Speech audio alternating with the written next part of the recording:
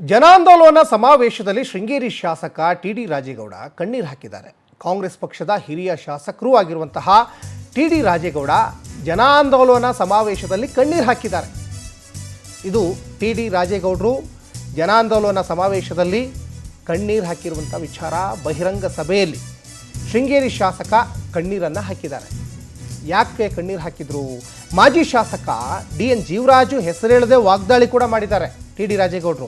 ನನ್ನ ಕುಟುಂಬವನ್ನು ಬೀದಿಗೆ ತಂದಿದ್ದಾರೆ, ನಿತ್ಯ ಕೋರ್ಟ್ಗೆ ಅಲಿಯುವ ಸ್ಥಿತಿ ಬಂದಿದೆ ಅಂತ ಕಣ್ಣೀರು ಹಾಕಿದ್ದಾರೆ ಟಿ.ಡಿ. ರಾಜೇಗೌಡರು. ಯಾರ ಮನೆ ಹೆಣ್ಣು ಮಕ್ಕಳನ್ನು ಏನು ಮಾಡ್ತಾರೋ ಗೊತ್ತಿಲ್ಲ.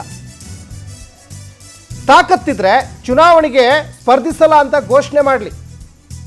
ನೋಡಿ, ಜನಾಂದೋಲನ ಸಮಾವೇಶ, ಆ ಸಮಾವೇಶದಲ್ಲಿ ಶೃಂಗೇರಿ ಶಾಸಕ ಟಿ.ಡಿ. ರಾಜೇಗೌಡರು ಭಾವುಕರಾದರು. ನನ್ನ ಕುಟುಂಬವನ್ನು ಬೀದಿಗೆ ತಂದಿದ್ದಾರೆ ಅಂತ ಟಿ.ಡಿ. ರಾಜೇಗೌಡರು ತುಂಬಿದ ಸಭೆಯಲ್ಲಿ, ಆ ಜನಾಂದೋಲನ ಸಮಾವೇಶದಲ್ಲಿ ಕಣ್ಣೀರು ಹಾಕಿ ಅಲ್ಲಿ ಭಾವುಕರಾಗಿರುವಂಥದ್ದನ್ನ ಗಮನಿಸ್ತಾ ಇದ್ದೀರಾ. ಅದರಿಂದ ಕೆಟ್ಟ ಜನರಿಗೆ ತೊಂದರೆ ಕೊಡುವಂತ ಒಂದು ಪರಿಸ್ಥಿತಿ ನಿರ್ಮಾಣ ಮಾಡಿ ಈ ಕ್ಷೇತ್ರದ ಜನರಿಗೆ ಅನ್ಯಾಯ ಆಗ್ಬಾರ್ದು.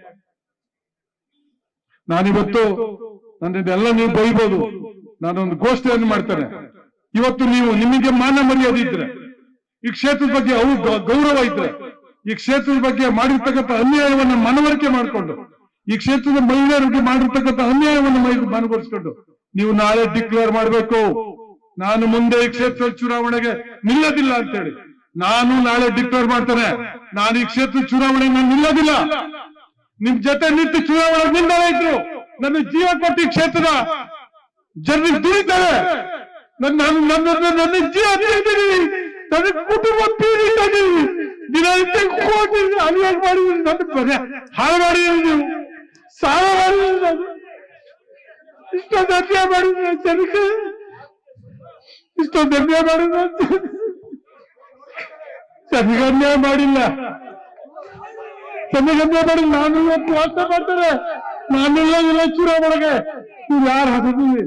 ಆ ಮನುಷ್ಯ ಅಂತ ಕೆಟ್ಟ ಮನಸ್ಥಿತಿ ಮನುಷ್ಯ ಈ ಕ್ಷೇತ್ರದ ಶಾಸಕ ಮತ್ತಾಗಬಾರ್ದು.